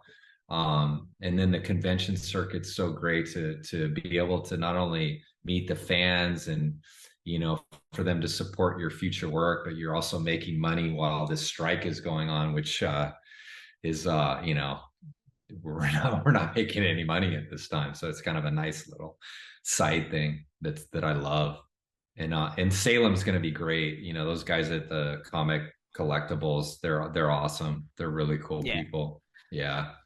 Absolutely. And we definitely are in support of you and the strike. We hope it comes to an end very soon for you. But don't forget, thank you. yeah, you got it. And so fans, listeners, don't forget, you can come meet Douglas Tait Saturday, October 28th. He is going to be signing from 11 to 2:30 at Silver Moon Comics, followed by a very exclusive in full costume Jason Voorhees photo op. He will be doing that from 3 to 6 p.m. I believe Silver Moon will be selling pre-tickets for that, so you can go on their website for that. And then he will be doing a very special Q&A with a screening of Freddy versus Jason at our good friends at Cinema Salem. It is going to be an amazing event. Do not miss it. Saturday, October 28th. Douglas, thank you so much for joining us today. Before we let you go, is there anything else you'd like to say? No, I mean, I appreciate you guys having a chat and everybody please come out, say hello. I think it's going to be a great time. Awesome. And they can follow you Instagram. Yeah, I'm on Instagram, TikTok, Facebook, all those things. Actor All right. Douglas Tait. Excellent, Yes. excellent. Thanks so Amazing. much, Douglas. Thank you, I'll Doug. I'll see you next month at the event. Okay, man. Awesome, All right. guys. I look forward to it. Thank you so much. Absolutely, man.